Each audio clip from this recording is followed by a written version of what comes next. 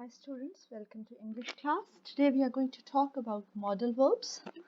So before we start, here I have a picture, a slide, okay? And before we move to that slide, let me explain to you what actually modal verbs are. Modal verbs are auxiliary verbs, also called helping verbs, okay? Like can, will, could, shall, must, would, might, and should. So all these are the modal verbs.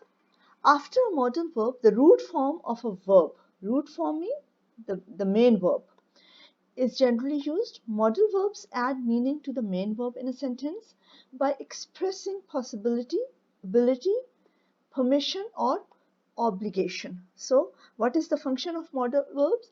They add meaning to the main verb and they express possibility, ability, permission, or obligation. Now we look at this table. Here, the first column, it tells us the type of the modal verb, and the next column tells us few examples related to that modal verb. Yes, the first modal verbs are can and could. Can and could, they indicate ability. Now, how they do indicate ability? David can speak 3 languages, so it is the ability. It shows the ability of David that he can speak 3 languages. The use of can, it shows ability. He could speak fluent French when he was 5. Could is used in the sense of past tense. When he was 5 years old, he could speak he could speak French quite fluently. Okay. The next we have the list of can, could, and may.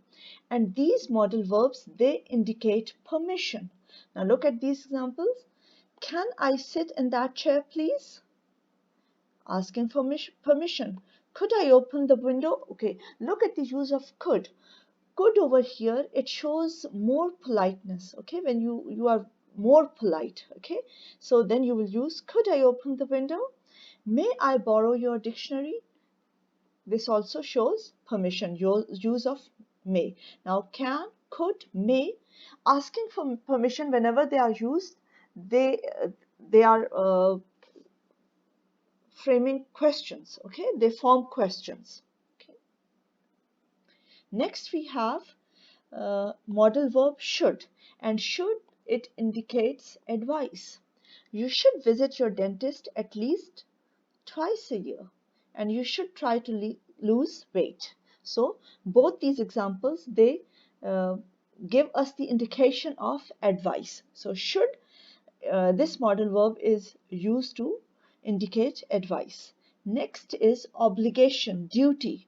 Must and have to. Must and have to, these two modal verbs are known as obligatory modal verbs. I must memorize all of the rules about tenses.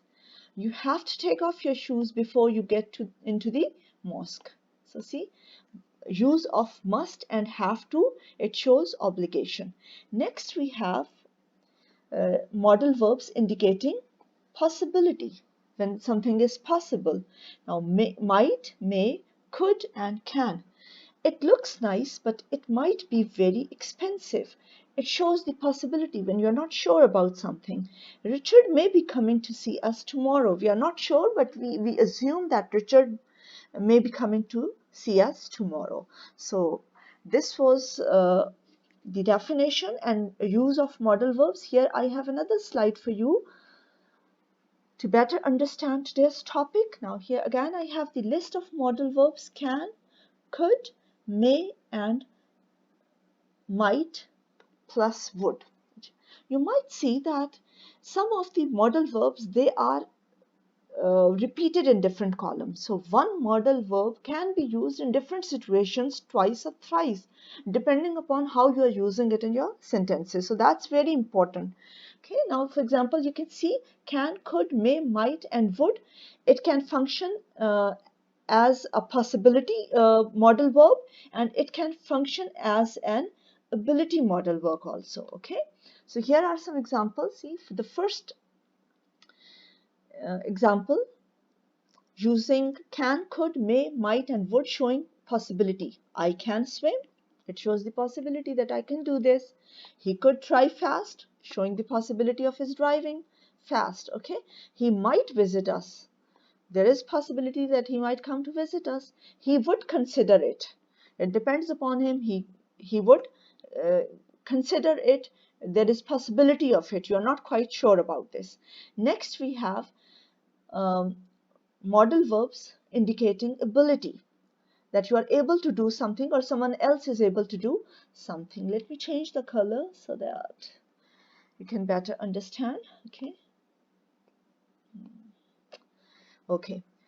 The first modal verb showing ability is can. She can write French. She is able to write French. Okay. He will help us. He has the ability to help us. They would hold the meeting. It is showing the ability or indicating towards the ability. They will hold the meeting. Next we have in our column must, will and shall, and they refer to certainty. Okay, when you are sure about something, certain about something, she must be aware of the results. Okay, it shows certainty that she must be aware of her results. He will help us in this situation. Like you are pretty sure that he will help you in this situation. We shall abide by the rules. It is showing the certainty. You are 100% sure that we shall abide by the rules. Next we have use of might, should and ought. Might, should and ought, they indicate probability. Okay, now what is probability? When you are you believe that this thing might happen, you are not 100% sure. Okay, they might refuse. Okay, you are not sure, but it is your opinion that they might refuse. He should hesitate. This is your opinion. You are not. This is your guess. You are not sure for 100%, but this is your opinion, and you guess it that he should hesitate. He ought to deny the fact. This is again your opinion or a guess. Okay, so might, should, and ought. These modal verbs, they indicate probability. Probability, it refers to an opinion, a guess, or when you are not sure about something. Okay. Next we have can. See, it is again repeated. May is also repeated. Can, could, may, to indicate permission. Okay. Now, when you use can, could, and may in a sense of permission, when they are functioning as to take the permission or to indicate the permission, they will always be asking the question, can I take this chair? Could you please close the door? Could is more polite as compared to can. And may I give one suggestion? So they are showing, they are indicating permission. Okay, and see, all are framing questions. Next we have should and must, need, and ought to. Should, must, need, and ought to, they indicate obligation. We should work hard, an obligation, duty. He must obey the rules. You need to listen to your elders, and they ought to be on time. All are referring to obligation. The last one in our list is used to. The modal verb used to, it is used to indicate a past habit. I used to be very brave or very naughty when I was a child. So it refers to your past habit. He used to visit us regularly, but now he is not. Okay. Here I have another slide to have a quick review of our modal verbs. Okay. So what are modal verbs? Modal verbs are auxiliary verbs.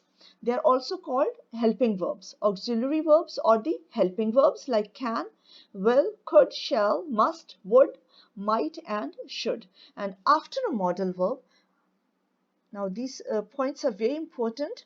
After a modal verb, the root form of a verb is generally used. The root form means the basic form, the first form of the verb. If you move back to the slide, all the examples you have seen, the first form of the verb or the root verb is used. What is the function? Modal verbs add meaning to the main verb in a sentence by expressing what? Possibility, ability, permission, or obligation. Now, here are some characteristics of modal verbs that you should keep in mind. The first one is they never change their form. You can't add s, e, ed or ing. Now please refer back to the previous slide to see all the modal verbs. We haven't changed their form, or they can't change their form. They're always followed by an infinitive without to. They take bare infinitive. You can't use to with them. Okay, they are used to indicate modality, allow speakers to express certainty, possibility, willingness, obligation, necessity, or ability. So they refer to the uh, mood of the sentence. So this was all about the modal verbs. Hopefully you would have understood today's topic. Thank you for listening.